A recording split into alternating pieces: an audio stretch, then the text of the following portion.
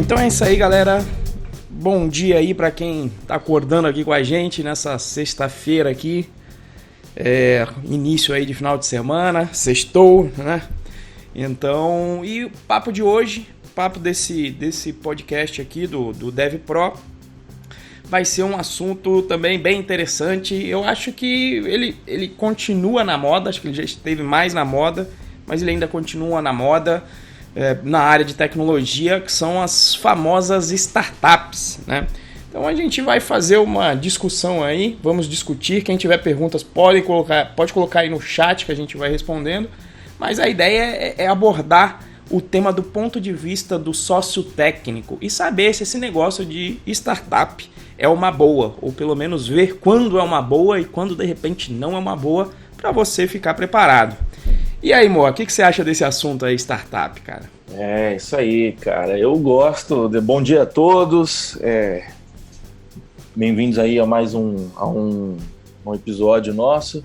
Cara, esse é um assunto legal. Eu já estive envolvido, não diretamente, né, mas assim, já estive envolvido mais ou menos com esse lance. Já passei por esse lance do venha ser o sócio técnico. Já trabalhei em startup, então assim, eu acho que tem muito pano para manga aí e muito mal entendido para a gente resolver, para a gente desmistificar aí. Lembrando que a gente está online aqui, para quem não está acompanhando a gravação ao vivo, para quem está acompanhando gravado, nós estamos fazendo a transmissão ao vivo aqui nessa sexta-feira de manhã e eu queria, por favor, convidar aí quem estiver nos acompanhando ao vivo para enviar suas perguntas que a gente vai tentar responder na medida do possível, certo? Maravilha, né? E aí, falando desse assunto startup, né, a gente começa pela pergunta principal para mim, que é sempre, aliás, eu sempre gosto, na maioria das vezes que a gente vai abordar um tema, de trazer a definição, né? O que é uma startup, Moacir? É isso aí, cara. Isso é uma definição difícil de ser feita, né? Porque se você perguntar para mim exatamente o que é uma startup, eu vou repetir o que você fala, que eu sei que você repete o que o Renan fala, né? O seu amigo Renan, que já trabalhou em algumas startups. Pelo que eu sei, na minha definição, e aí você corrija se eu estiver errado, a startup ela é uma empresa que necessariamente depende de tecnologia, que ela tem um modelo que tenta se descobrir um modelo, né, que seja repetível e escalável. É isso a definição de uma startup? Eu diria que a tecnologia ela não é necessária, mas pela característica, né? Então uma empresa que costuma crescer rápido, né? O Y Combinator tem os números, e aí foi onde eu divergia do Renan, né? O que o Renan falou, não, cresce 20% ao mês. Qual que é a definição do Renan? Explica a do Renan é uma empresa de base não de base tecnológica, mas é uma empresa que o intuito é crescer muito rápido e ter um negócio escalável. E aí a base tecnológica vem da reserva de mercado, é isso? Não, a base tecnológica vem porque normalmente os outros modelos não permitem ter a escalabilidade. Vamos chegar lá então. Então, o que a gente diverge é na taxa, o que eu divido do Renan é só na taxa de crescimento, né? O Renan fala que é 20%. E assim, e eu falei 5%, né? Isso, ao mês. Porque quando você pensa 5% ao mês, lá eu tinha feito as contas, dava uns 80% de crescimento ao ano. E 20% é um crescimento absurdo. Você não vai conseguir manter 20% por muito tempo, porque daqui a pouco você atinge outro planeta, não só a Terra, né? Lembrando que esse crescimento é estilo juro composto, né? Você está falando da progressão geométrica. Rapidamente você atinge o mundo todo e essa é a ideia, né? Então a ideia da startup é isso, e o escalável quer dizer o quê? O custo ele é descolado do faturamento. Aqui que está a grande sacada para mim da startup. É crescimento rápido e custo descolado do faturamento. O que quer dizer isso? Quer dizer que conforme o seu negócio cresce, o faturamento cresce numa taxa muito maior que o custo. E daí que vem que normalmente essas empresas são da área tecnológica, porque é a área tecnológica que provê essa característica. Você tem um custo de servidor e de um time rodando que permite ter esse custo. Porque, por exemplo, se você for pegar uma empresa estilo, sei lá, Unilever, que vende, sei lá, produtos em geral que a gente consome aí de consumo. Conforme você aumenta a produção, você até tem um ganho de escala ou até um ganho de escopo, né? O ganho de escala é quando você diminui o custo médio de cada produto porque você faz muito daquele produto. Isso é escala. Ou às vezes até uma economia de escopo. Você tem um produto que já gera, sei lá, gera algum outro subproduto para você construir outro produto. E aí você tem uma economia de escopo. Só que tem uma limitação muito grande para a Unilever. Se a Unilever vai vender desodorante, por mais que esse custo caia, ele ainda acompanha muito o seu faturamento, né? Então, por isso que normalmente as startups são de base tecnológica. Não precisa ser, né? Se você conseguir fazer sem o software esse modelo, talvez dê para fazer, mas é uma coisa mais rara de se encontrar, né? Então, e aí o objetivo também, né? O objetivo é o quê? Eu coloco aí duas empresas como exemplo, que na verdade agora estão dentro de uma empresa só. Você tem um objetivo de fazer o chamado IPO, que é abrir as suas ações na bolsa, fazer uma abertura, e aí você faz uma captação de grana muito grande, a última captação inclusive, tem várias captações de grana aí no caminho, de repente, eu acho que a gente nem colocou na pauta, de repente a gente pode até abordar essas captações e colocar o nome aos bois aí, o que é o anjo, o que é um Series A, um Series B e o IPO. Tá? Então a ideia é você chegar no IPO ou ser comprada por outra empresa. Exemplo muito claro de empresa que foi até o IPO, Facebook. Fez o planejamento todo, fez ali o caminho normal de uma startup, principalmente americana. Pegou o investimento com o investidor anjo, que é aquele que acredita no negócio a primeira... Na verdade, antes do anjo ainda tem os chamados... Como é que é? Não, tem 3 o anjo, Fs. depois vem o seed... Antes disso tem os 3 Fs lá, né? Friend, Fools and Family. Ou seja, primeiro só um idiota... Esse é o anjo. Não, esse é o antes do anjo ainda. Ah, é o antes do anjo? É o antes... Acho que no Brasil esse é o anjo, né? Porque o pessoal... Bom, enfim... Isso aí. Porque assim, você vai começar o negócio para você apresentar para um investidor anjo. Né? E aí você tem Gavia Angels, no Brasil agora tem tido mais agora, de investidores anjos. O que eu conheço, existe esse, é o FFF, né? Friends, Family and Fools. Isso. Em Fools, que uma tradução livre seria amigos, familiares e idiotas. Que é o cara que vai acreditar quando não existe nada, né? Isso. Quando simplesmente um PowerPoint. Pelo que eu entendo, no Brasil há um pouco dessa mistura. Assim, o cenário de capital de risco no Brasil, né? Ele é muito mais incipiente do que o cenário de capital de risco nos Estados Unidos, né? Então, assim, nos Estados Unidos você tem uma Bay Area da vida, que é onde nasce os maiores projetos do mundo, né? Facebook está lá, o Google está lá, né? E, cara, assim, é outro cenário, a economia é muito mais desenvolvida, a economia é muito mais aberta do que a brasileira e tal, né? Então, assim, esse negócio de... Tem um podcast muito bom que é o Like a Boss, do pessoal da Alura, e lá eles falam muito disso. Eles entrevistaram uma vez um cara que era um gestor de um fundo de capital de risco, né?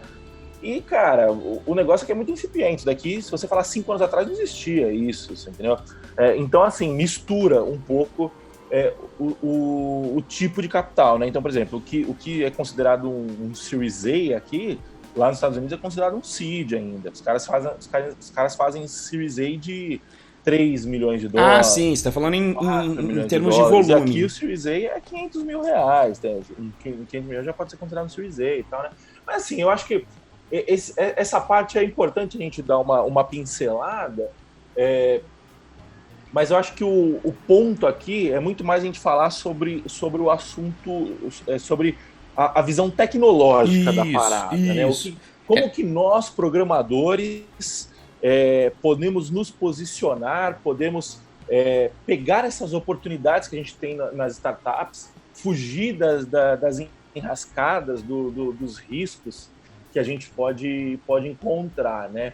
Bom, eu acho que assim, quando a gente está falando de startup, eu acho que a gente tem assim muito claro pelo menos eu tenho, né? Eu acho que você também tem, muito claro o que é oportunidade e o que é cagada, né? O que assim você tem o startup, eu acho que as startups eu acho que é muito 880, né? Você tem a chance de se dar muito bem, e quando eu tô falando de se dar muito bem, não tô falando só de dinheiro, tá? Eu tô falando de oportunidade de crescimento, oportunidade de amadurecimento.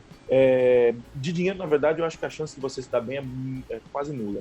Mas é muito claro o que é as oportunidades de você se dar bem, as oportunidades de você se dar mal. Na sua visão, como que você acha que dá para você... Primeiro assim, qual que é o formato que os caras te apresentam, né? Como que costuma ser uma proposta padrão na startup? E me fala, você acha que essas propostas são boas, são ruins? Vamos partir em cima disso. Rapaz, então... bom, comecei nesse mundo aí de startup, na verdade, logo que eu saí da FAB, eu trabalhei na P2D, que era para fazer um sistema de saúde. Depois eu trabalhei no QMágico, uma outra startup. Do ITA ainda ou depois do ITA? Logo depois do ITA. Me formei, trabalhei como militar 6 meses no Rio, pedi baixa porque não queria ficar fazendo o trabalho que eu estava fazendo lá. Eu já fui trabalhar em startup de saída, né? E aí, qual é a parte boa de uma startup? Em geral, ela é pequena e por conta disso você vai ter que desenvolver várias habilidades que possivelmente numa empresa grande você vai ser só uma engrenagem ali. Você não conhece o sistema como um todo, a parte de geração de valor. Isso aí. E na empresa pequena você vai ter noção daquilo tudo e você vai ter então mais autonomia e mais responsabilidade, né? E aí estava ali naquela fase da época de rede social e principalmente quando eu saí, quando eu não estava nas empresas, era muita proposta naquela época, continua ainda hoje. Mas aí eu fiquei até famoso aqui em São José por dizer vários nãos para startup, porque eu pelo menos fui aprendendo a avaliar um pouco melhor as oportunidades. Por quê? Porque eu não sei se ainda tem, porque agora o pessoal já não chega tanto, porque sabe que é difícil agora que eu vou trabalhar numa startup, e aí a gente vai desenrolar aqui as razões. Mas tinha assim, um padrão, amor. O padrão era o seguinte, alguém chegava, eu tenho uma ideia incrível, é sempre assim, sempre uma ideia incrível, e a gente brincava sempre que para você ver a furada na época, era só ver os buzzwords. Buzzwords era, eu tenho uma ideia incrível, uma ideia que vai envolver rede social,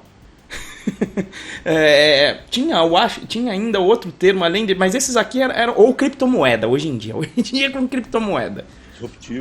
Disruptivo, isso, todo o linguajar de startup. E aí vem com essa ideia toda e você vai ficar milionário porque você vai ter 10%, era sempre 10%. E esse número sempre foi capcioso e eu sempre perguntava, por que 10%? Por que não 20%? Por que não 5%? Por que não 1%? Por que não 50%? Né? E eu não sei, pra mim eu sempre fiz piada com isso, que é sempre o 10% do garçom, né? E toda vez que vem quando é furada, em geral é uma pessoa que não conhece até esse mundo de startup, tá começando. Se o cara conhece, ele não oferece 10% pra começo de conversa. Isso, e aí é um aventureiro que só tem a ideia, em geral não conhece do mercado, só tem uma ideia mirabolante, e aí eu tenho uma ideia mirabolante, só que eu não tenho dinheiro. E aí eu preciso de alguém para executar, porque normalmente a ideia envolve a parte de tecnologia, ele vai buscar um sócio técnico. Como ele não tem condição de te pagar um salário de mercado, ele vai te oferecer ações, né? Então tu vai te oferecer uma parte da empresa que é 10%. E aí começa toda digamos para mim, a confusão nesse mundo, porque quando se fala de ação, e a gente vai abordar isso, existem vários tipos de ação. Nem todo 10% é igual a outro 10%, dependendo do modelo como o projeto foi concebido legalmente. E normalmente, como são as pessoas novas, os techs novos que costumam aceitar esse tipo de proposta, e em geral as pessoas novas são as que não conhecem de legislação, às vezes nem as mais velhas, eu não sou um expert, eu só conheço algumas. Isso. Talvez nem o advogado do assunto conheça 100%. É isso aí. Mas, assim, não conhece, entra nessa sem entender, sem fazer conta, sem calcular risco, retorno. E aí, pra mim, é onde tá o grande risco da coisa. Vem a galera que deslumbrada, aventureira, alia com um cara que não tem experiência, só tem experiência em tecnologia, no máximo, e olhe lá. Ou, às vezes, tem muito cara que vai começar com com estagiário, e aí é onde também tem muita oportunidade depois pra gente, né? Porque aí o sistema não escala, etc. Vão ter que chamar alguém para fazer o negócio funcionar, podem chamar a gente. Aí é a hora que eu, hoje em dia, gosto de atuar com startup, como consultor, como construtor de times para startup, mas dentro dela, não por conta das características, mas tem o lado bom de você vai ter então autonomia e vai ter responsabilidades que possivelmente você não teria dentro de uma empresa maior, e aí o nível de aprendizado é muito alto. Faz sentido aí, Mo? Faz sentido. Eu acho que essa é a vantagem. Eu também eu já trabalhei em startup. Eu trabalhei assim numa época que eu vivia, eu estava meio desiludido, eu estava meio procurando o que fazer e tal, não conhecia o meio, né? Não conhecia o ambiente. E aí, cara, foi sensacional, né? Porra, eu posso trabalhar de bermuda. Porra, o fulano ali entrou no começo, ele foi o primeiro, foi o primeiro programador. Aí os caras fizeram a saída e fizeram a saída acho que em 8 milhões, 9 milhões. Aí eu começava a fazer conta, né? Tipo, porra, ele deve ter X%, então ele acho que vai conseguir uma saída boa, né? E aí você começa a ser iludido por esse cenário, né? A startup que eu trabalhei, os caras tinham acabado de começar eles tinham acabado de receber um investimento, né, uma rodada de investimento, e então eles estavam contratando, né? Tanto é que eu fui fazer um freela para os caras, né, a gente tá precisando de um cara de Python Senior aqui para montar a equipe e tal, e fiz a proposta, os caras aceitaram de primeira, eu falei, puta, fiz uma proposta ruim, né? Então, assim, eu vivi esse cenário, só que é o seguinte, beleza, essa é a parte boa da startup, né? Qual que é a parte ruim, na minha opinião? E o ruim é relativo, porque dá para extrair coisa boa de todo o cenário.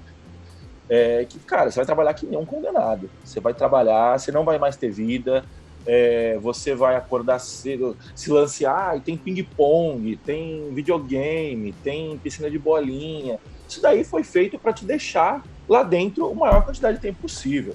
Você entendeu? Então, assim, onde eu trabalhava, a gente terminava o expediente, a gente ficava jogando baralho, tomando cerveja e comendo esfirra. Isso era gostoso pra caralho. Quando você começa a fazer todo dia, você começa a perceber que não é tão gostoso, que você engorda 10 quilos, tá, né? Mas enfim, isso é legal pra caramba. Só que ninguém contava que a gente entrava 8 horas da manhã e ia fazer isso 9 horas da noite. Ou seja, antes disso, eram 13 horas de trabalho, 12, 13 horas de trabalho. Então, assim, e assim, já virei noite em startup, já virei noite para entregar projeto que não foi utilizado, já aconteceu de tudo. Tudo de bosta que você pode pensar em mercado de tecnologia no geral, vai acontecer numa startup. E assim, é o que você falou, isso é a parte ruim. Tem como você aprender o lado bom de fazer isso sem precisar sofrer o lado ruim, né? Eu acho que não precisa virar à noite, não precisa engordar 10 quilos, não precisa virar um alcoólatra para você conseguir aprender sobre responsabilidade, sobre pressão, sobre aguentar o tranco, mas tem o lado bom, né? Financeiramente falando, você tem vários estágios, né? A startup que eu trabalhei, ela já estava num estágio que ela estava capitalizada, já tinha encontrado um modelo de negócio, né? Então já estava, acho que já não era nem mais uma startup, eu acho que já podia ser considerado uma scale-up, né? Que é quando os caras eles já acharam o primeiro modelo, né? Porque assim, você tem várias fases, né? A primeira fase de uma startup é encontrar um modelo que seja escalável. Eles já tinham encontrado esse modelo, e eles já estavam numa fase de tentar escalar esse modelo. Então, assim, já tinha conseguido fazer funcionar com um cliente, era um lance bem B2B, né? Já tinha conseguido fazer funcionar com um cliente, agora estavam querendo fazer funcionar com mais clientes, né? Então, eu entrei nessa fase. Já tinha dinheiro, um dos fundos mais famosos lá da Vila Olímpia tinham aportado já grana nessa startup e estava na fase de crescimento. E a fase de scale-up, por exemplo, a gente saiu, acho que eu entrei, os caras tinham acho que 9 pessoas, eu saí, a gente estava com 50, 60, alguma coisa assim. Isso foi em questão de 8 meses. Só que não conseguiram escalar nesse primeiro momento, aí caiu de 60 para 20 de novo, porque foi encontrando e tal. Então, assim, financeiramente a galera já estava ganhando uma grana melhor ali. O meu salário ali era um salário bom, não era um salário ruim, não. Só que vive essa incerteza, né?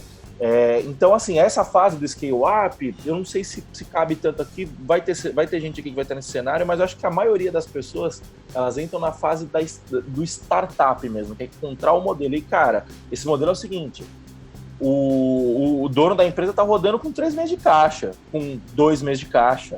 Então, tipo assim, você não sabe se você vai ter seu emprego dali 3 meses. Então, é literalmente um leão por dia. E se você começa a cair nesse papo de, puta, é 10%, você vai ter muita grana lá no final, você vai poder fazer uma saída, não sei o quê, você tem que começar a fazer conta, porque você vira e fala assim, tá, peraí, a gente tá falando de 10%, primeiro que, se o cara for bom, o cara não vai te oferecer 10%, porque tecnologia é mão de obra, só se você for o CTO da parada mesmo. E se você for o CTO, você vai ter que ter uma posição muito mais estratégica do que desenvolvimento, né? Você não vai ser o cara que... você não vai ser um programador que, olha, eu tô te contratando para você construir minha plataforma, mas você não vai dar pitaco, você não vai... Cara, você tem que ter uma visão muito mais estratégica para ter 10% da parada. Você tem que ser sócio fundador, e sócio fundador não é simplesmente o cara que coda. Sócio fundador é o cara que vai dar ideia, é o cara que vai participar da construção estratégica da parada, né? E aí, beleza, você veio com 10% lá, e só que você tá falando de 10% de nada. A sua ideia, ela é nada. O seu 10% só vai valer alguma coisa a partir do momento que vocês conseguiram transformar aquela ideia em uma empresa que funciona sozinha, né? O que é funcionar sozinha? Você já está num nível de gestão que você não participa mais do operacional, e você provavelmente não participa mais também da gestão, você está participando só do estratégico. Porque aí sim vai fazer sentido você sair, você vender a sua parte. Você entendeu? Então, para você chegar num nível desse, malandro, 10 anos de trabalho. 10, se você for muito gênio, muito fora da curva, 5. Você entendeu? Enquanto isso, você tem 10% de nada. E 10% de nada é nada. Você entendeu? Falei.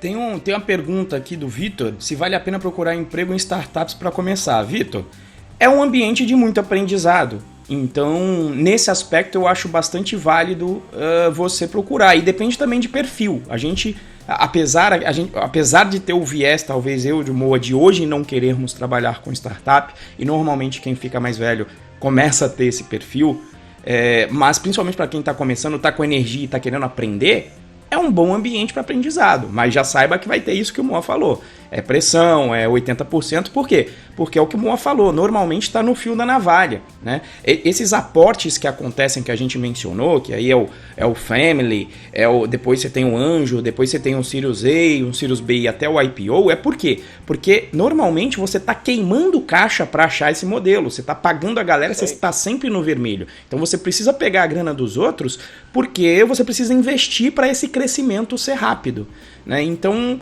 tem que ter só noção disso. Então é um ambiente que você tem que conhecer para você fazer a sua escolha. Mas, em particular, para quem é novo e está buscando um aprendizado, ou, por exemplo, está procurando a sua primeira vaga, e aí é legal porque depois da sua primeira vaga você sabe que começam a se abrir portas dentro do mercado de tecnologia, eu acho...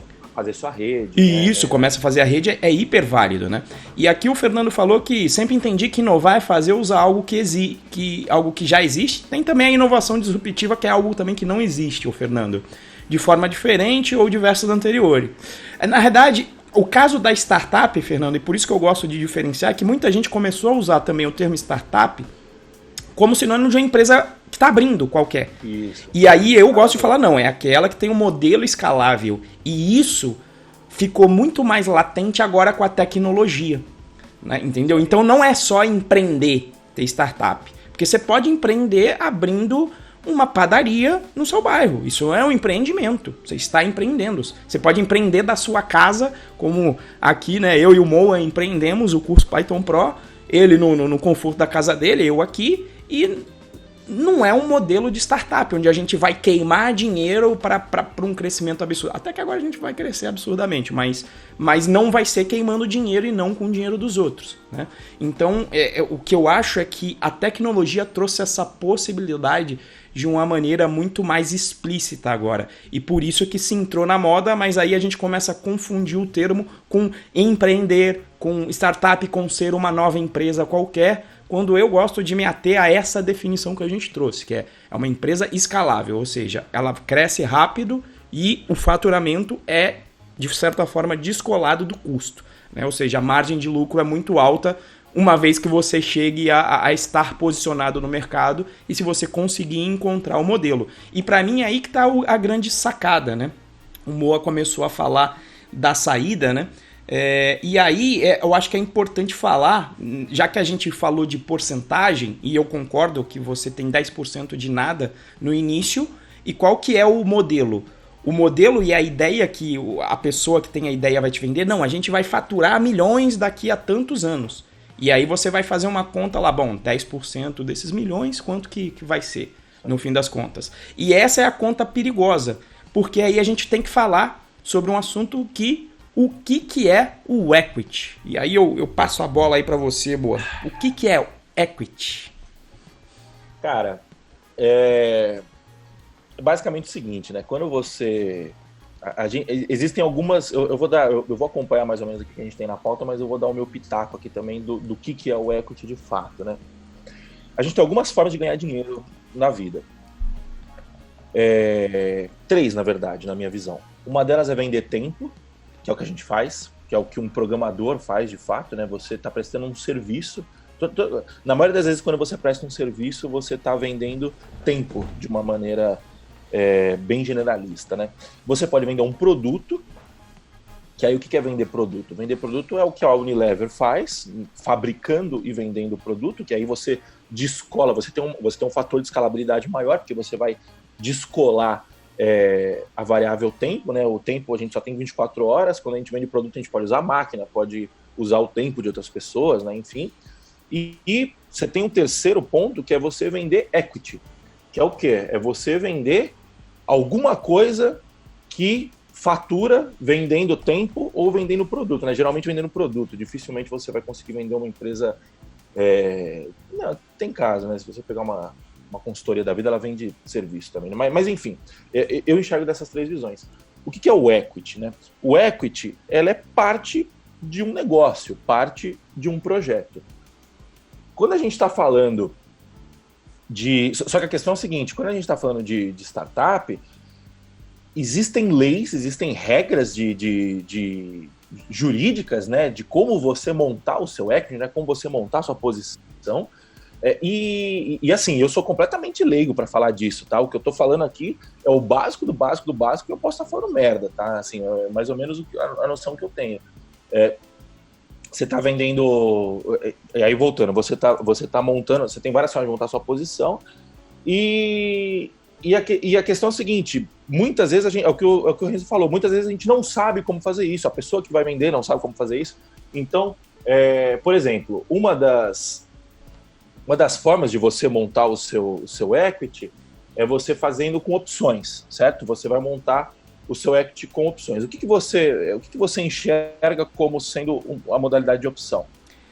A modalidade de opção é a seguinte, né? Inclusive, essa modalidade não é tão comum no início, mas, por exemplo, em algumas empresas já maiores, eles fazem esse sistema, que já estão aí, acho que até na fase scale-up, você tem a modalidade de opções, onde vai ser o seguinte, você não vai entrar como sócio, tá? Sim. Mas a empresa tem lá um conjunto de ações que ela reserva para ser o chamado pool de opções. O que são as opções? Você vai pegar lá o valor dessa ação, vamos supor que seja uma empresa que valha R$1.000 para ficar fácil.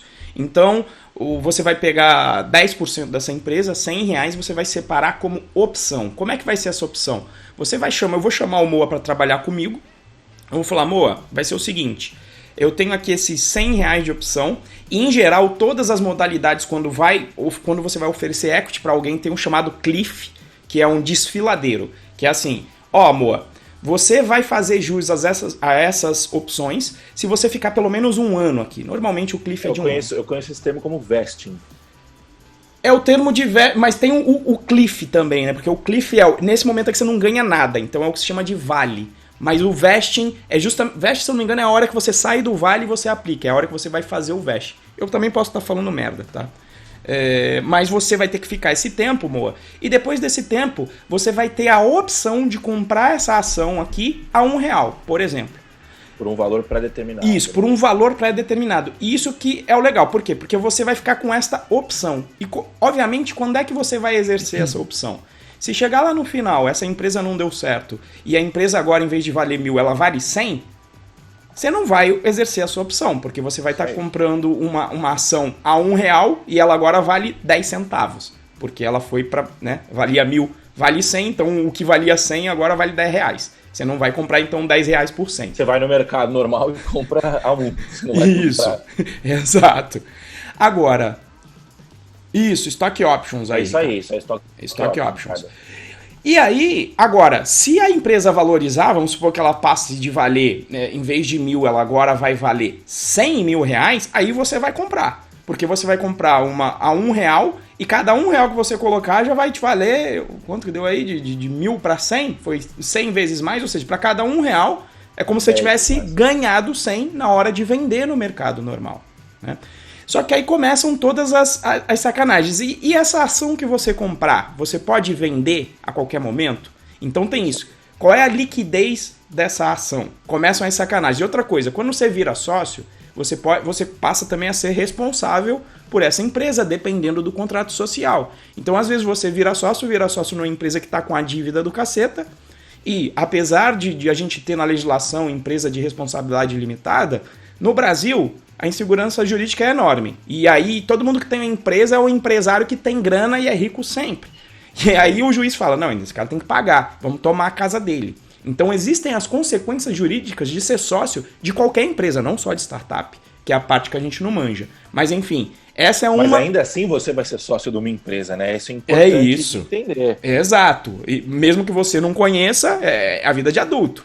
Você não conhecer a legislação não implica em que você não vai sofrer as consequências se acontecer alguma coisa que implique em consequências ruins para você. Então, a primeira seria aí essa parte de opção, né, que é uma parte, e a outra é a parte mais normal, que seria você já começar com um pedaço, pode ter o cliff também, mas você simplesmente já fazer jus a um pedaço da empresa. Só que nem todo pedaço é igual. O que eu estou falando aqui?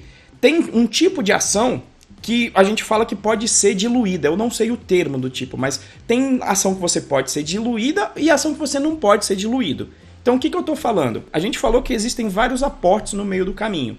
Se você tem 10% da empresa, vamos supor de novo, né? Você tem 10%, a empresa vale 1.000, você tem 100. Se a sua ação pode ser diluída, significa que se entrar um investidor anjo que, sei lá, que vai comprar 10% da empresa, você vai ter a sua parte diluída. Então significa... Porque esse cara está comprando uma parte da empresa, né?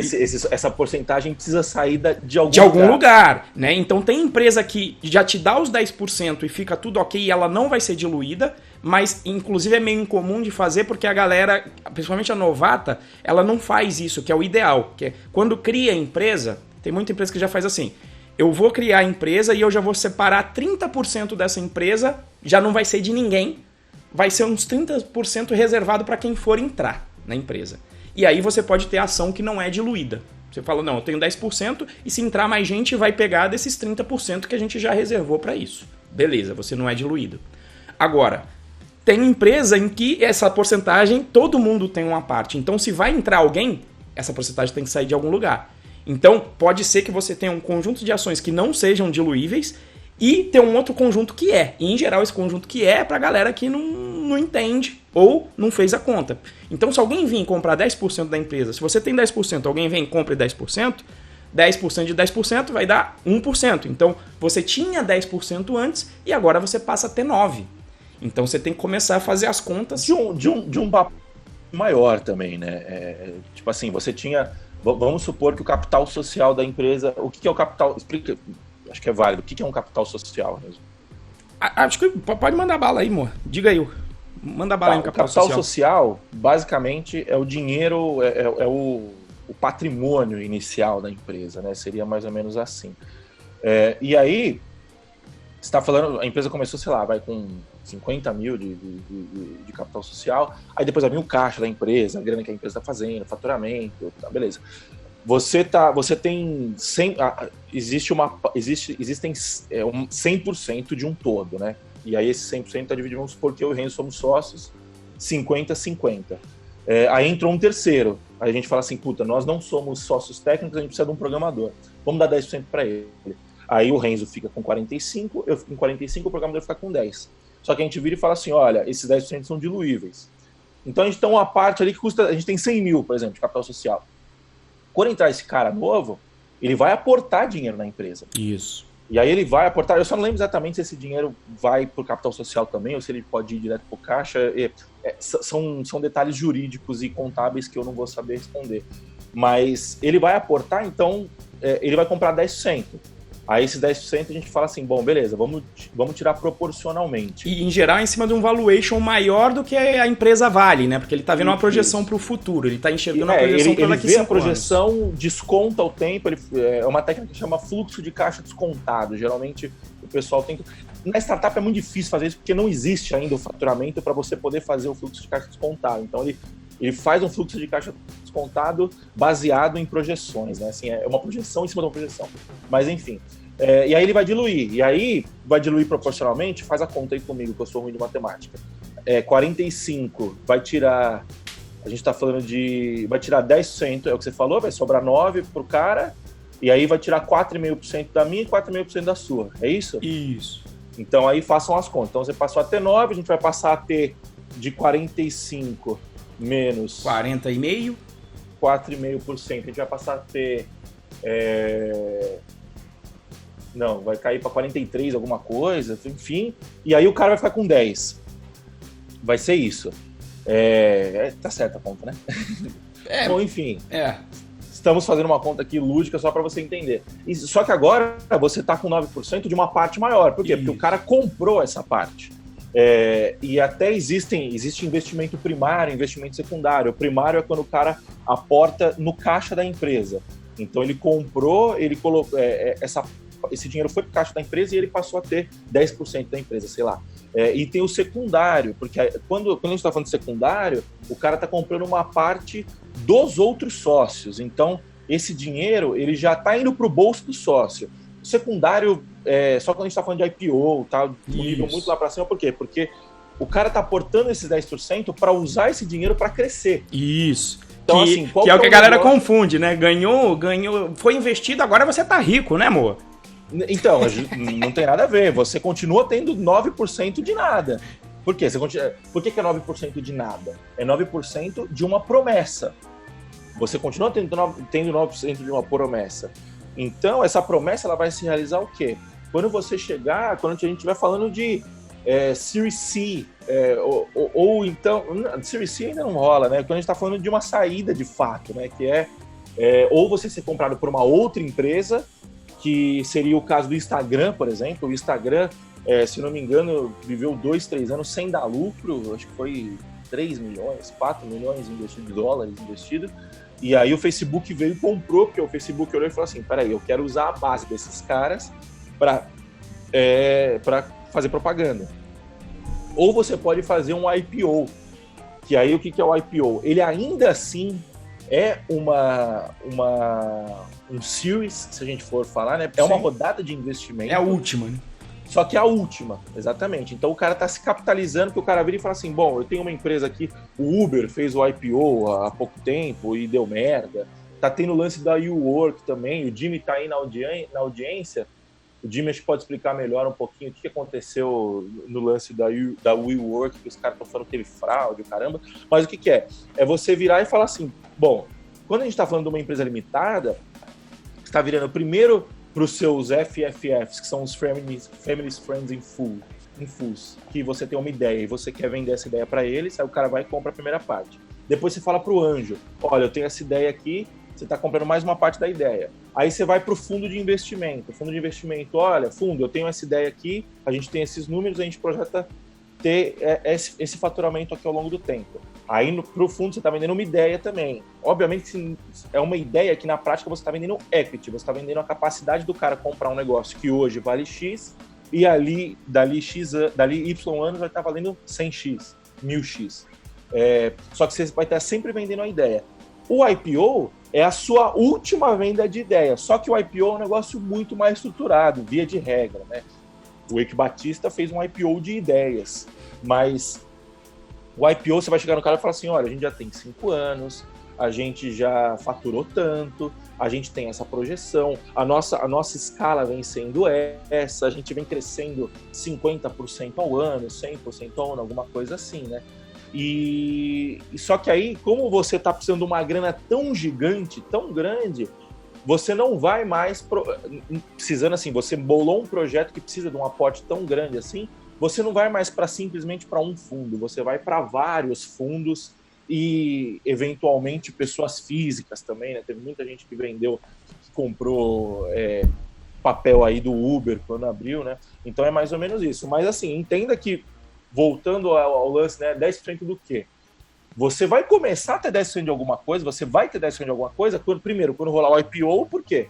Porque você vai ter options, você vai poder exercer as suas stock options, ou se você tiver parte, quando rola um IPO, você vai passar a ter um papel de uma empresa, e esse papel, ele é negociado em bolsa de valor, ele pode ser negociado na Bovespa, ele pode ser negociado na Nasdaq, na NYSE, então você vai ter outras pessoas que vão poder comprar esse papel muito mais fácil.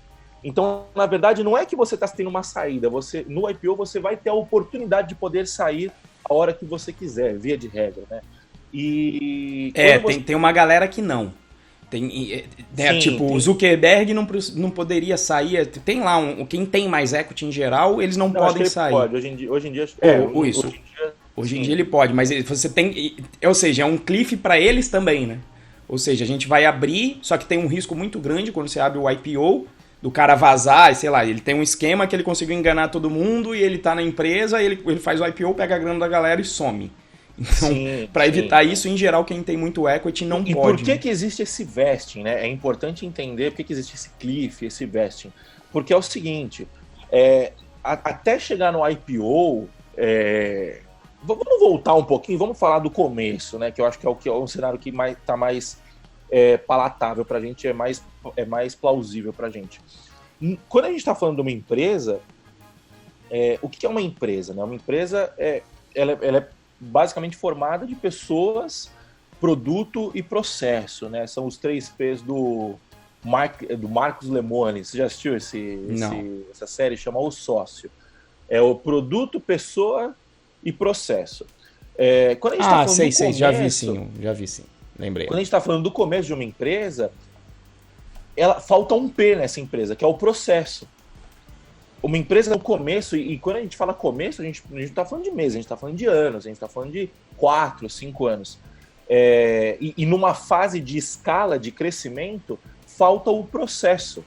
E o que acontece? Quando falta o processo, as pessoas se tornam muito importantes.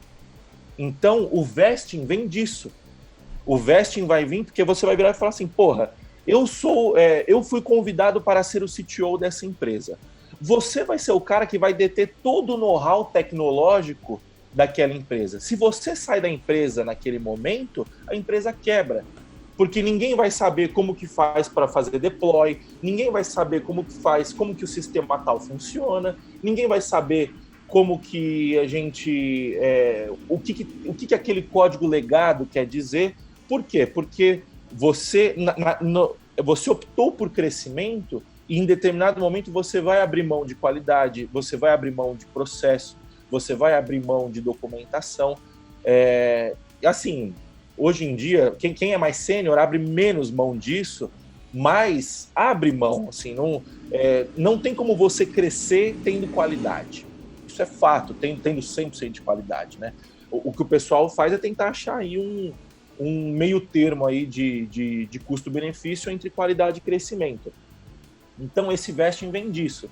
Então, voltando, eu vou ter 10% do quê? Cara, o cara tá te oferecendo hoje para você ter 10% de uma ideia, você vai conseguir realizar esses 10%, se conseguir, é uma chance de 99,99999 de não conseguir, daqui 10 anos. Você só vai conseguir realizar esses 10% daqui 10 anos.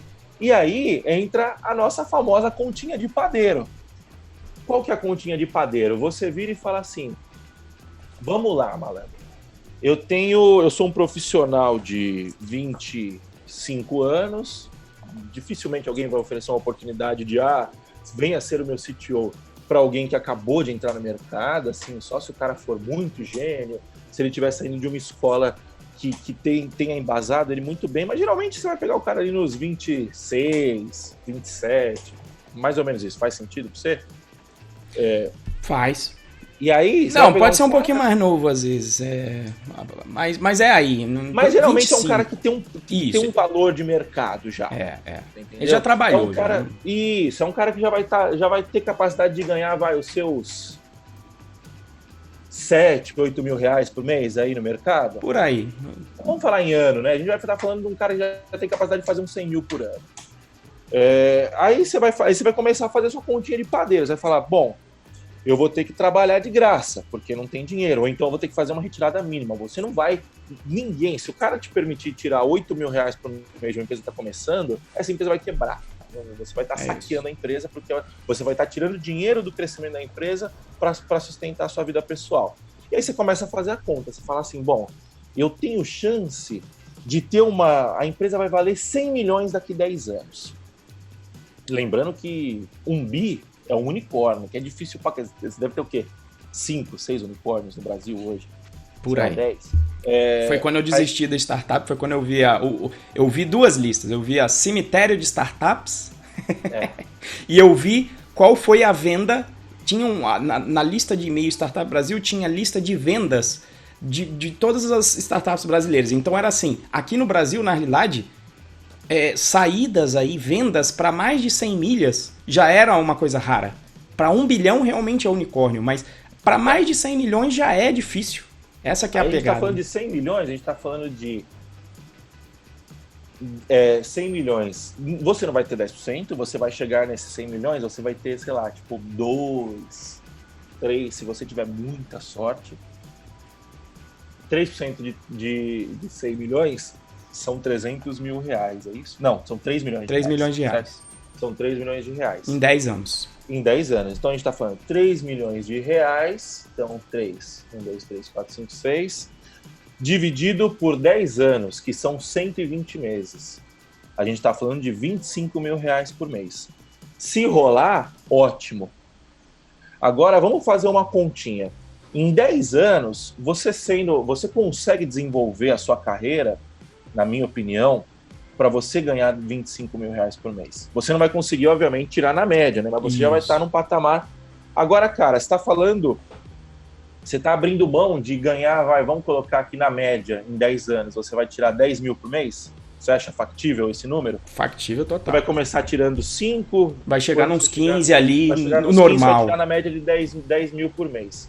A gente está falando 10 mil por mês, vezes 120, a gente está falando de 1.200.000. Você vai estar abrindo... Tudo bem, você vai ganhar salário nesse meio tempo, tal. Você está falando de 3 milhões de faturamento, 3 milhões de lucro, você já vai ter feito aí os seus 1 milha, você já vai ter feito esses 1.200.000. Só que a questão é o seguinte, no começo, que é a parte mais difícil de todas, você vai estar abrindo mão de ganhar, sei lá, 500, 600 mil para apostar numa ideia que tem 99,9999% de chance de dar errado. Você entendeu? Você já fez essa conta alguma vez, não fez? Eu fiz e coloquei o link aí. Foi quando eu decidi sair, porque foi isso. Explica a sua conta aí. A conta era assim, era 10%. Aí eu fui ver, eu falei, porra, vai valer milhões e não sei o que lá. Eu fui ver, vai valer milhões? Deixa eu ver aqui no mercado como é que tá a venda. Aí eu olhei, tinha lá, Buscapé vendido acho que a 200 milhões, que já era um meio unicórnio pra gente, tal. A maioria vendendo entre 50 aqui. Eu fiz justamente essa conta, falei, porra, mas 50, eu vou demorar 5 anos me fudendo aqui de trabalhar. Foi justamente essa conta que eu fiz de custo de oportunidade e eu coloquei uma planilha nesse bloco. Que aí eu planilhei, eu falei, porra, mas... quer dizer, eu tô correndo um negócio que tem a chance de 1% da chance, arredondando muito, mas não é 1%, é 0,1%, um risco danado de eu acabar fudido lá no final, sendo que se eu trabalhar aqui de boas, com as minhas no mercado, padrão mercado, minhas 40 horas ou até vim diminuindo com o tempo, gerando valor, eu vou chegar justamente aí, foi nessa conta mais ou menos 1/3. E aí eu vou mais além. Quando uma pessoa investe na empresa, o investidor, ele quer ganhar de 5 a 10, a 100 vezes mais do que ele investiu. Aí eu falo, porra, mas peraí, justamente o que a gente faz a conta é o chamado custo de oportunidade, ou seja, é o que o Moa tá falando, ele tá fazendo o custo de quanto eu ganharia se eu atuasse no mercado. E aí ele chegou no valor de 1.200.000. Então quando você escolhe a startup, é como se você estivesse investindo nessa empresa 1.200.000. Obviamente que aí eu fiz a conta do seguinte, quanto mais salário você tirar, menos você está investindo. Então eu fiz essa conta de colocar o salário que você vai... ninguém vai deixar você tirar um salário grande. E isso não vai, porque senão ele contrata uma pessoa no mercado e não dá equity. Isso, exatamente. O investidor não vai deixar você tirar um salário grande, porque o investidor vai virar para você e falar assim, ô malandro, eu tô colocando meu dinheiro aqui, então se eu tô abrindo mão do meu dinheiro, você que é sócio também tem que abrir. Isso. Então o que vai acontecer? Você vai ser um CTO de uma empresa que fatura, vamos colocar aqui cenários, a gente tá colocando um cenário perfeito aqui, que a chance de acontecer isso, ela é um pouquinho maior do que você ganhar na Mega Sena. Você tá colocando um cenário que você vai estar tocando uma empresa que vai estar faturando, sei lá, 50 milhões por ano, 60 milhões por ano, e você provavelmente vai ser um CTO que vai estar tirando 10 pau por mês. É isso. Por quê? Porque o valor o seu valor não está no seu salário. A mentalidade de startup é a seguinte: eu preciso fazer isso dar certo. Tudo o que eu puder fazer para não tirar dinheiro daqui de dentro, eu vou fazer. Eu preciso só sobreviver. Então, você vai ser um CTO de uma empresa que vai estar faturando dinheiro pra caralho. Se você vai pro mercado e você é CTO de uma empresa que fatura 60 milhões, cara, quanto você acha que ganha um CTO de uma empresa que fatura 60 milhões? No mínimo, se for muito ruim de negociação, pelo menos o que você tinha falado de 25. Entre 20 e 25 se for meio ruim de negociação, na minha opinião. E aí você vai estar ganhando 10 em vez de estar ganhando 25. Isso. Por quê? Porque você vai estar apostando no seu equity lá na frente de fazer saída. O ponto disso é o seguinte, a conta que é feita você está assumindo um puta risco, mas assim, um puta. Obviamente não estamos falando aqui de aprendizado, né? O aprendizado é sensacional. Se você for CTO, se você quebrar, vai lá quando você estiver na fase do scale-up, você quebrar, você vai ter um valor de mercado do caralho, porque você já vai ter passado por diversas experiências e tal. Sim. Assim, não é só o dinheiro nessa parte. Sim, é o aprendizado. Mas o ponto você vai estar trocando um início de carreira, que pode ser um início de carreira normal, digamos assim, né? Por um início de carreira completamente arriscado. Que se der certo, você vai colher os frutos. E aí é duvidável também se esses frutos valem o risco. Na minha opinião, não vale nunca, não vale nem fudendo. Depende de cada um, né? Mas depende de cada um, cada um tem sua verdade, né? Mas você vai estar correndo isso, sendo que você vai poder estar trabalhando você vai estar podendo montar a sua carreira de uma forma muito mais estabilizada, digamos assim, e conseguir chegar lá na frente no mesmo lugar, você entendeu? Assim, e se não conseguir chegar no mesmo lugar, você pode não chegar lá na frente no mesmo lugar, mas durante toda a sua trajetória o seu risco foi muito menor, você entendeu? Então, assim, no fim das contas, a conclusão que eu cheguei também de quando eu não quis mais brincar de startup é que startup é jogo de gente muito grande. É jogo de gente grande pra cacete. Então, tipo assim, você vai ter que saber negociar, você vai ter que saber gerir uma empresa, você vai ter que saber trabalhar numa pressão absurda. Porque imagina, vem um fundo e coloca 3 milha no seu bolso, no bolso da sua empresa, o fundo vai virar e falar assim, amigão, eu quero esse dinheiro de volta, eu quero 100, eu coloquei 3, eu quero 300 de volta o mais rápido possível. Puta, mas eu preciso tirar férias. Férias? férias é o cacete, você precisa fazer meu dinheiro voltar, você entendeu? Então a gente tá falando de jogo grande, é gente que... Porque o que acontece é o seguinte, você vai falar assim, puta, eu não estou disposto a pagar esse preço. Eu não estou disposto a pagar esse preço, o Renzo não está disposto a pagar esse preço, e a real é que 99,9999% das pessoas não estão dispostas a pagar esse preço. E se você não está disposto a pagar esse preço, o que vai se você não está disposto a pagar esse preço, mas acaba entrando no jogo achando que você está disposto a pagar, seja não conhecendo o jogo, seja não se conhecendo, o que vai acontecer é que você vai se frustrar e você vai quebrar. E aí eu sou meio pragmático, o Renato, de vez em quando a gente conversa, ele sabe que eu sou simplão. Eu simplifico as coisas, porque como eu sou meio burro, eu tenho que simplificar as coisas para eu entender. Então eu fiz essa conta aí, e eu tenho aí um equity de uma startup que eu participei. E eu me lembro de uma vez... Você tem até hoje? Tenho, ela tá aí. Volta e meia, aí eu vou falar disso, que volta e meia eu tento fazer a saída, e nunca acontece. Mas enfim. Aí a galera veio, não, agora a gente conseguiu o Sirius B e vai ter a saída da galera, e a empresa agora vale 15 milhões de reais. Eu falei, é mesmo? Aí eu fiz as contas lá de padeiro. Falei, ó, seguinte, então é o seguinte, minha parte tá valendo 150 mil. Baseado nesse valuation. Me dá 30 agora. Nunca foi comprado.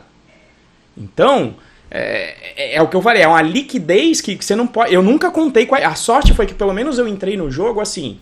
Eu entrei no jogo só ciente que era difícil de dar certo, e pra mim é cassino. Ou seja, você vai jogar no cassino um dinheiro que você sabe que pode perder, que você vai perder e aquilo não existe. E foi sempre o meu pensamento.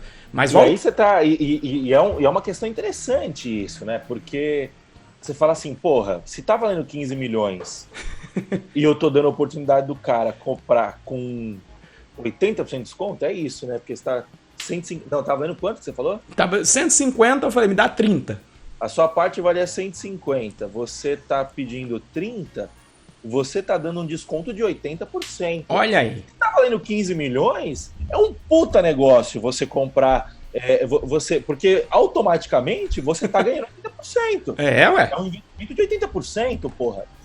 E aí o cara não quer vender.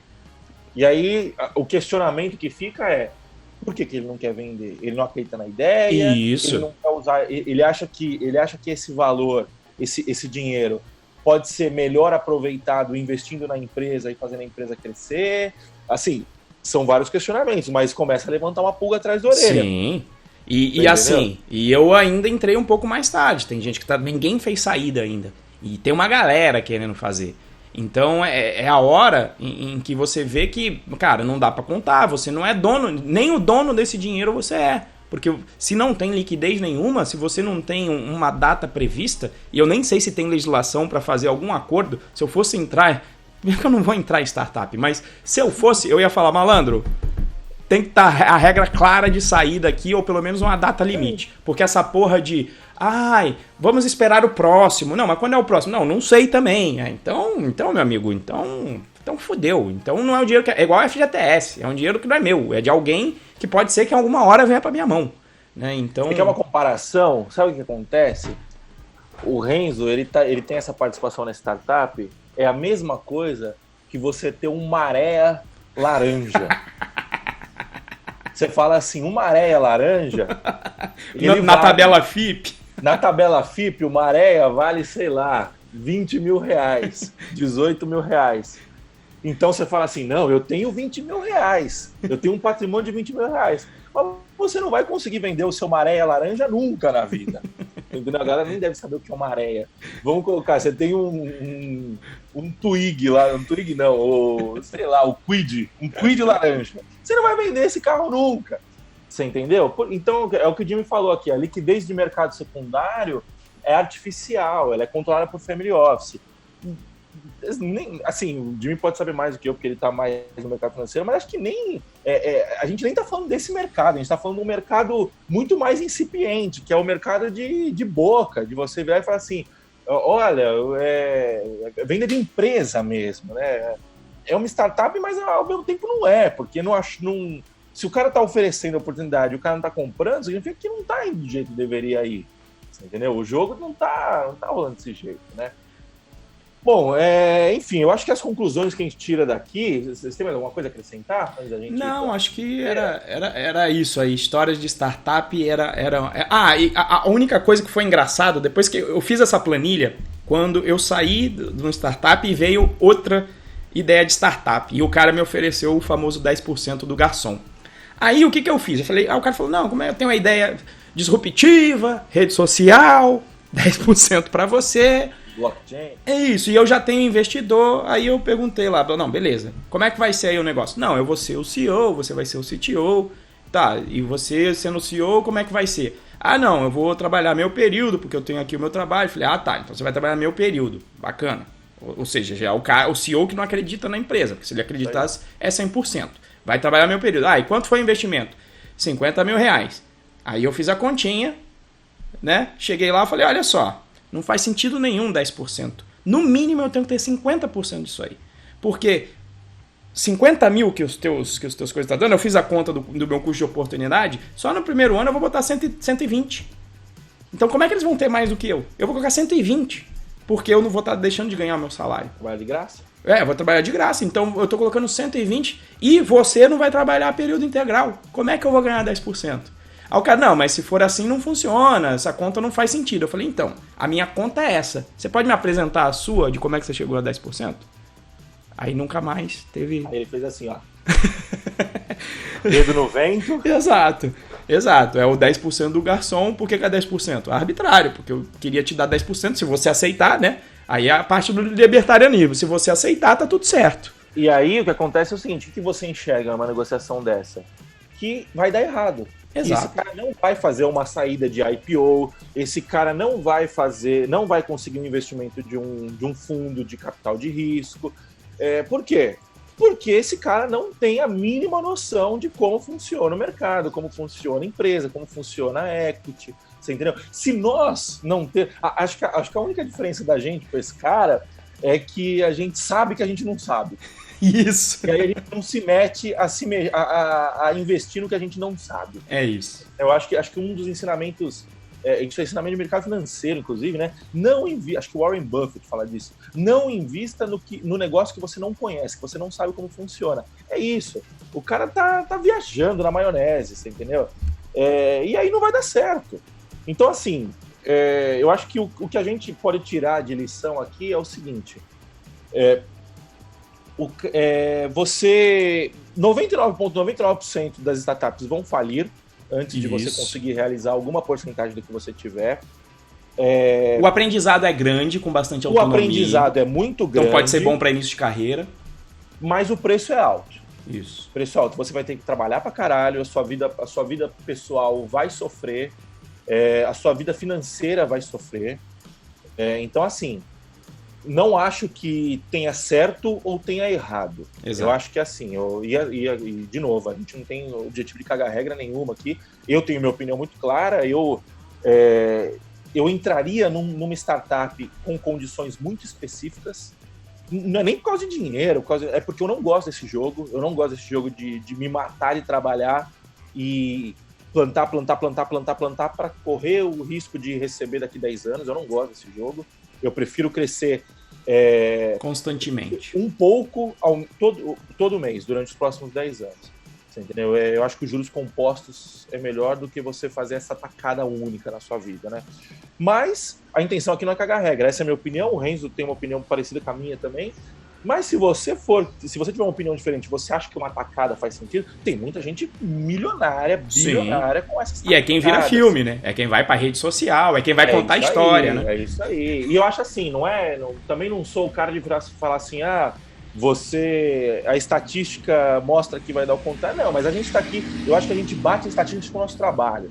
Você entendeu? Se você falar, 80% das empresas quebram no primeiro ano. Tá bom, cara, hoje em dia a gente tá na nossa segunda empresa, você concorda comigo? Sim. A primeira empresa é o nosso negócio, o Renzo tem o dele, eu tenho o meu, a Codivance e a prestação de serviço que o Renzo faz, que não deixa de ser uma empresa, e a segunda empresa é o Python Pro. E, cara, é muito difícil quebrar uma empresa, na minha opinião, entendeu? Beleza, estamos falando de serviço aqui, muito difícil não, mas assim, eu acho que é muito maior do que... A chance é muito menor do que 80%. Sim. Por quê? Porque 80% das pessoas que abrem empresa também não sabem o que estão fazendo. Entendeu? Então, assim, a nossa habilidade está aqui para mitigar esse risco, né? Você mitiga estatísticas ruins com um trabalho bom, na minha opinião. Você entendeu? Mas entenda que o seu trabalho tem que ser muito, muito, muito, muito, muito, muito bom para você conseguir mitigar o risco do cemitério das startups lá, que deve ser... Eu falei 99,999 aqui durante o dia, obviamente isso aqui é uma hipérbole, né? Mas eu acho assim, passa dos 90%, na minha opinião. Eu acho que o cemitério de startups deve passar fácil dos 90%. Passa. E aí o que acontece? Para você conseguir se dar bem nesse mercado, você vai ter que ser 90% melhor que o resto. Você é bom? Você é 90% melhor que o resto? Eu não sou. O Renzo acho que também deve achar que não é. Eu também não. Então é isso. Bom, pessoal, já batemos 1 hora aqui. Eu acho que o papo foi muito bom. A gente acabou se empolgando, porque esse é um assunto que eu gosto de conversar, um assunto que o Renzo gosta de conversar também. Vamos pegar uma perguntinha aqui para responder? Eu achei uma pergunta boa aqui do Eric. Ele perguntou: bom dia, por favor, qual é a opinião de vocês sobre quais são os modelos de negócios sustentáveis para startup? Ganha user e tem lucro depois? Já cria algo que tem giro de grana? Ou vai um plano estruturado de captação de dinheiro por investidores ou similares? Bom, eu vou dar a minha opinião. Eu não acredito em negócio que não dá dinheiro no D0. Eu não acredito nesse tipo de negócio. Eu acho assim, você tem que... na minha opinião, o melhor modelo de negócio é o modelo de negócio que se financia com o próprio caixa. Eu estava ouvindo um podcast ontem, um podcast muito bom, que chama Do Zero ao Topo, e aí eles estavam entrevistando o cara que criou a Centauro, a loja Centauro, né, tem em todo o shopping. O cara falou, cara, a gente queria crescer sempre no ritmo máximo de crescimento. Então ele falou, qual que era a nossa capacidade? Era o nosso caixa, a nossa capacidade de antecipar recebível e a nossa capacidade de zerar crédito em banco. Então a gente tinha 6, 7 contas, uma em cada banco, e a gente zerava o nosso crédito naquele banco. Eu acho que essa é a melhor forma de crescer. Primeiro, olhando o seu fluxo de caixa. Segundo, antecipando o seu caixa, porque você já faturou essa grana, né? Você vai faturar ou já faturou. E aí, se você quiser recorrer a empréstimos, eu acho super válido você recorrer a empréstimos, só que não seria empréstimo, né? Seria financiamento, você recorrer a financiamento de banco, mas eu acho que você tem que estar com a ideia muito mais consolidada, você tem que estar com a sua máquina girando muito melhor. Aí você vira e fica assim, bom, achei um modelo que é só colocar dinheiro. Aí você vai, é muito mais barato você pegar dinheiro no banco do que você pegar dinheiro de fundo. Geralmente esse povo pega dinheiro de fundo justamente porque o fundo não vem só com o dinheiro. Isso. O fundo vem com o chamado smart money, né? Que o pessoal vem e coloca, além de aportar capital, aporta conhecimento. E isso é muito importante, né? Eu acho que é um conhecimento muito caro, na minha opinião. Você tem mais algum ponto a falar sobre essa pergunta? Bom, eu também gosto disso, até por uma questão também de manter a autonomia, porque toda vez que você coloca alguém pra dentro como sócio, cara, é casamento, você vai ter que lidar com isso. Quando você pega essa grana é smart money, vai te oferecer muitas vezes os contatos, e eu acho que é válido você crescer dessa forma, pegando a grana, enxergando o conhecimento, mas principalmente quando... vou dar um exemplo muito claro. Teve um investidor que colocou que era da área que fazia venda e já sabia fazer venda para o setor público. Então esse cara vem não só com a grana, mas como uma possibilidade de só na rede de contato dele, já de fornecedor de cliente, já aumentar o faturamento da sua empresa. Então eu acho que não tem assim válido e inválido, tem que ver o seu modelo. Agora, eu sempre gostei de ter autonomia, de poder pegar e escolher e ter a decisão de para onde a minha empresa vai. E quando você colocou já 2, 3, 5 fundos, tem um anjo, tem não sei o quê, meu irmão, toda a decisão é no conselho, conversando. Eu sou um cara de execução mesmo. O Moa sabe disso, né? Eu sou, de vez em quando, nem planejo tanto. É papum, quero fazer e acontecer. Então, eu também gosto do modelo bootstrap, que ou seja, eu, pessoa física, com a minha carreira ou com a minha empresa Renzo, né, prestando serviço, financiei o Python Pro de início, né? E agora ele está na bola de se autofinanciar, chegou no momento dele se autofinanciar e eu acho lindo, porque aí chego eu, agora, Moa pulou para dentro, né? Luciano Ramalho ali, pronto, e a gente tem a autonomia total de tomar as decisões sobre a empresa, sem ter que prestar essa conta toda hora, sem ter que ver fundo que vai querer fazer saída em tal data, sem ter que ter esse tipo de assunto. Agora, vale a pena ganhar o user e ter lucro depois? Tem que ver também um modelo que depende do ecossistema. No Brasil que eu tava, era o Brasil ali que depois chegou ainda em Dilma, você tava num mundo em que tinha aqui título do Tesouro a 14% ao ano. Então um cara que tem grana, ele vai olhar e falar, caralho, se eu não fizer nada e deixar o dinheiro aqui sem correr risco nenhum, eu tenho 14. Então o que acontecia no modelo em que ia ter aporte? Quando vinha um anjo, em vez de pegar igual nos Estados Unidos já era diferente, né? Às vezes você tá tendo até juros negativos. Então o cara, meu irmão, ele tem que investir em outra coisa. Então o dinheiro é mais barato. Vai trabalhar vagabundo. É isso. Aí o anjo ele vai entrar, ele vai ter 5% na entrada. Aqui no Brasil não é incomum, a empresa tá mal, o cara vai lá e aporta lá uma grana e já pega 30%.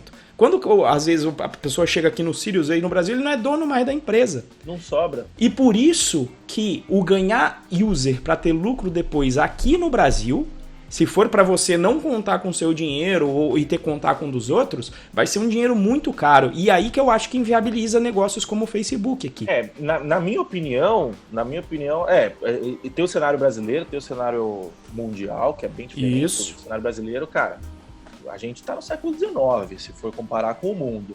Mas a questão é a seguinte, eu via de regra, isso é uma opinião pessoal, tá? Empírica. Via de regra, eu não acredito em negócio que cresce você colocando dinheiro. Você quer ver um exemplo? O Uber é um exemplo disso. O Uber, o iFood, o 99... que tem uns que dão, né? Você pega, eu acho que o Facebook agora dá dinheiro. Mas o ponto é o seguinte,